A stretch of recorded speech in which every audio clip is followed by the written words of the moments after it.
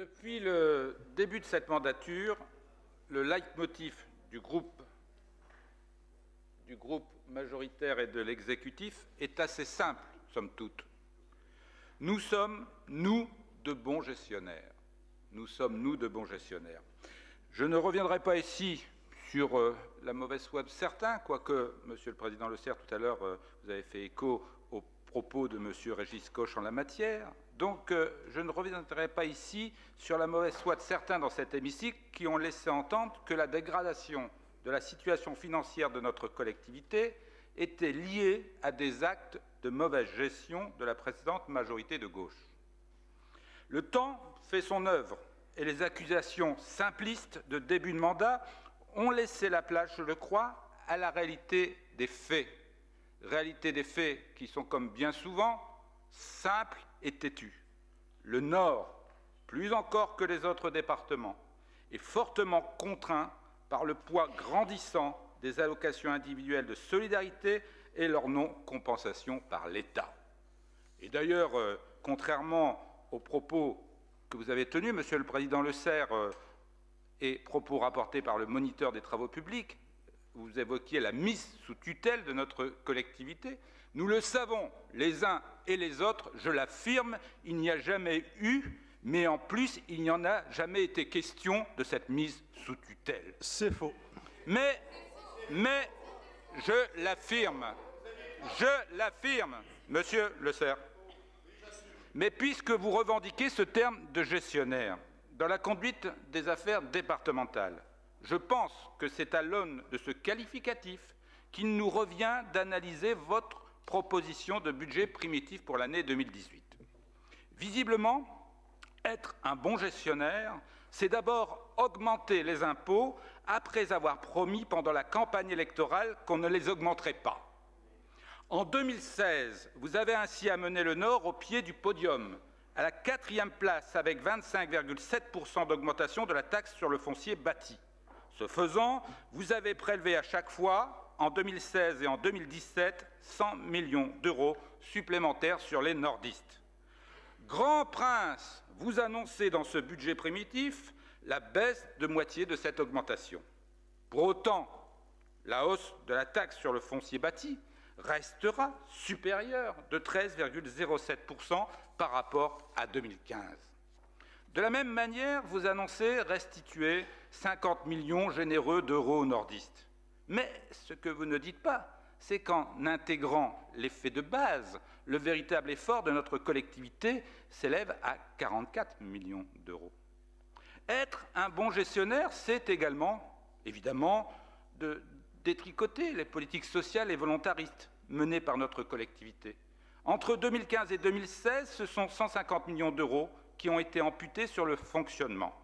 Dans ce budget primitif 2018, vous prévoyez une baisse de 1,9% des dépenses de fonctionnement par rapport au compte administratif prévisionnel 2017, ce qui représente une nouvelle baisse de 50 millions d'euros sur le budget départemental.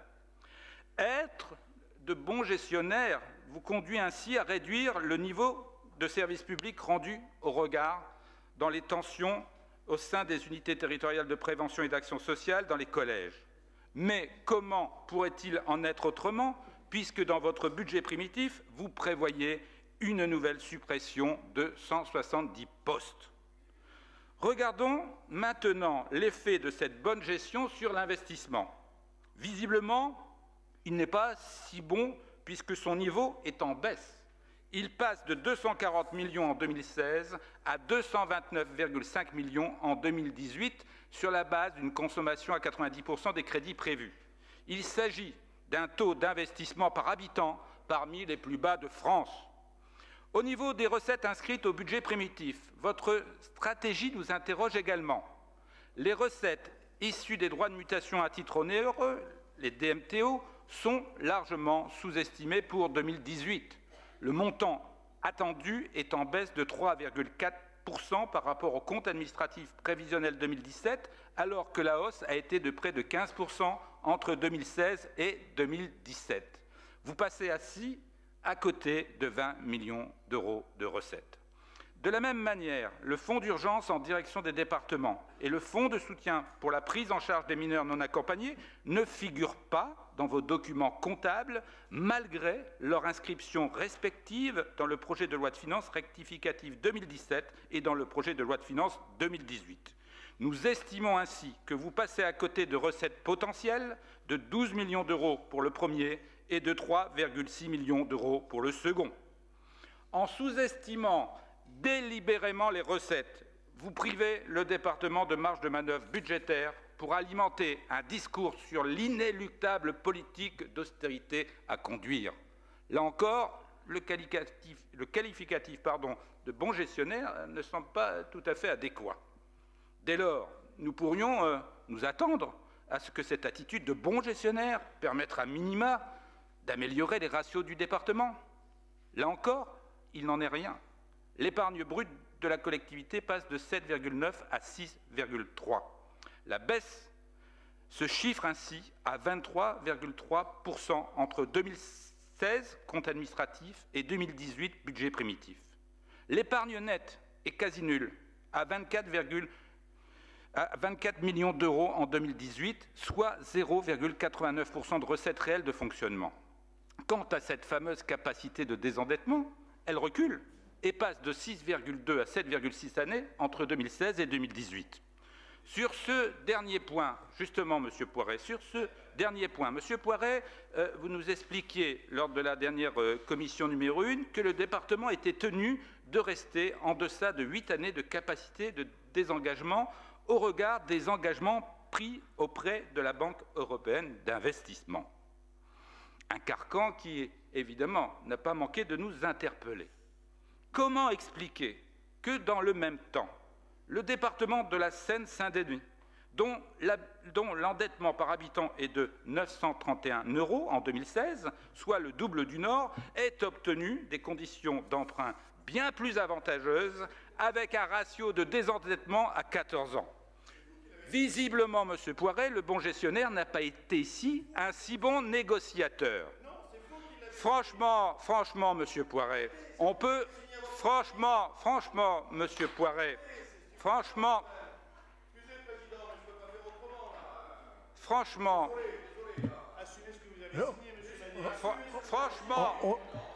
laissons le président Magnier terminer son intervention, mes chers collègues. Merci, Monsieur le Président. Mais nous lui rappellerons. Franchement, Monsieur Poiret, on peut se le dire entre nous.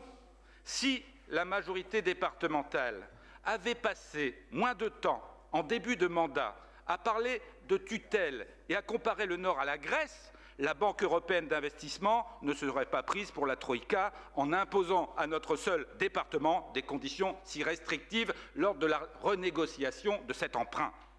À ce moment de notre analyse, nous pouvons nous dire que votre attitude de bon gestionnaire n'a que peu de vertu, sinon de se priver de marge de manœuvre. Clairement, votre gestion n'est pas une bonne gestion, mais une simple gestion comptable qui, de surcroît, ne porte pas ses fruits.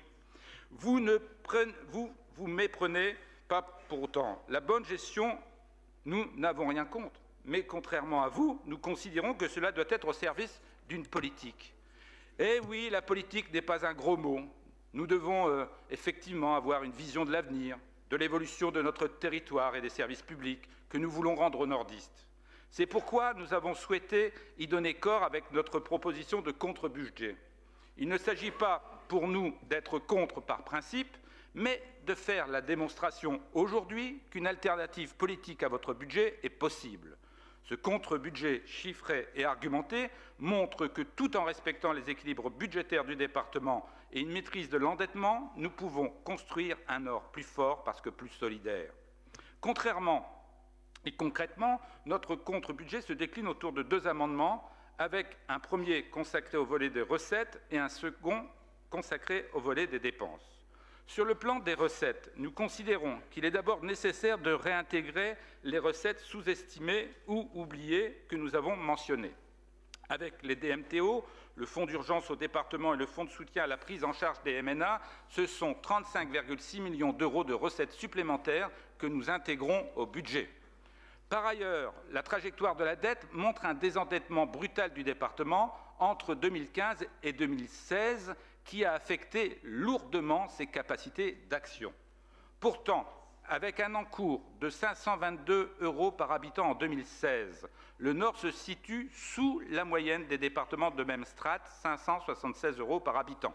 En 2017, il a encore réduit son endettement. L'annexe M52 au rapport indique même un ratio de 499,41 € par habitant.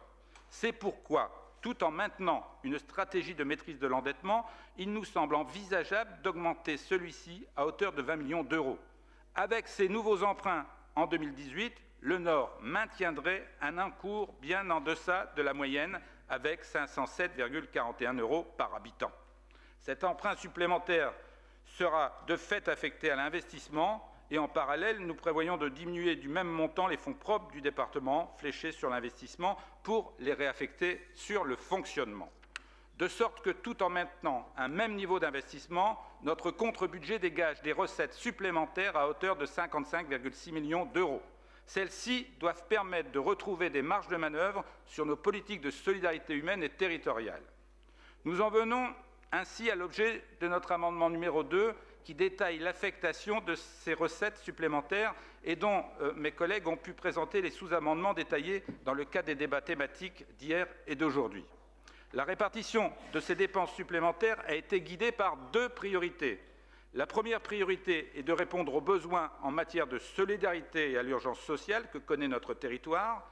Dans le domaine des solidarités, il faut être aveugle pour ne pas constater que la souffrance face au désengagement et aux restrictions budgétaires du département est évidente. Une souffrance d'abord chez les nordistes, qui constatent une dégradation du service public ou la disparition de certaines actions. Ce sont ces allocations, ces allocataires que l'on stigmatise sans cesse et qui voient les budgets d'insertion sociale ou par la culture fondre comme neige au soleil. Ce sont ces jeunes qui comptaient sur les missions locales pour les suivre dans leur formation vers un premier emploi ou la garantie jeune. Ces SDF qui auparavant bénéficiaient d'un kit de survie en plein hiver. Ces parents qui voient les moyens des structures de lutte contre les addictions s'étioler. Ces personnes âgées ou handicapées qui sont confrontées de fait à une dégradation de leur prise en charge en établissement ou à domicile. Ce sont ces jeunes, oui, ces jeunes de l'ASE à qui l'on demande à 16 ans d'être autonomes. Ce sont ces femmes victimes de violences qui voient leur interlocuteur associatif en perte de moyens. Mais cette souffrance, nous la trouvons également chez les professionnels qui agissent au quotidien pour la solidarité. Il s'agit des collaborateurs du département qui sont traités comme une simple variable d'ajustement malgré leur engagement professionnel que je salue. Ce sont les sapeurs-pompiers dont les effectifs ne sont pas au niveau malgré la hausse des interventions, les salariés des structures aussi partenaires, centres sociaux, missions locales, qui malgré leur utilité sociale s'interrogent sur leur avenir, ou les soignants en établissement ou à domicile qui craignent, faute de moyens, de tomber dans une forme de maltraitance. À ces nordistes et à ces professionnels qui agissent pour la solidarité, nous voulons, avec cet amendement, leur redonner des capacités d'action et engager une réflexion sur l'accompagnement du département qui passe par d'autres voies que la technique injuste et inique du coup de rabot budgétaire. La deuxième priorité est de préparer l'avenir en portant des politiques ambitieuses. Préparer l'avenir, c'est renouer avec l'ouverture des collèges sur leur environnement qui prévalait dans le cadre du projet éducatif global départemental. Mais c'est également renforcer les dotations pédagogiques pour permettre aux collèges de conduire des actions pédagogiques innovantes. Préparer l'avenir, c'est également considérer le sport comme un vecteur de bien-être pour les nordistes, de fierté et de rayonnement pour notre territoire. Préparer l'avenir, c'est aussi porter une véritable ambition culturelle, ce que me semble avoir compris la région Hauts-de-France. Aussi important soit-il, la stratégie culturelle du département ne doit pas se résumer à son réseau de musées. C'est pourquoi il nous faut engager une politique volontariste de soutien au spectacle vivant et aux associations culturelles de proximité. Enfin, préparer l'avenir, c'est de ne pas considérer que la politique environnementale se résume aux obligations légales que sont le laboratoire départemental, les espaces naturels sensibles, les itinéraires de promenade et la politique de l'eau. Sur ce dossier, le Nord doit porter un véritable projet de transformation écologique et renouer avec un agenda 21 ambitieux. En conclusion, Monsieur le Président, le vote du groupe socialiste radical et citoyen dépendra de la capacité de votre majorité à écouter les remarques de son opposition en adoptant les 2 amendements et les 16 sous-amendements qui vous sont présentés aujourd'hui. Merci de votre attention.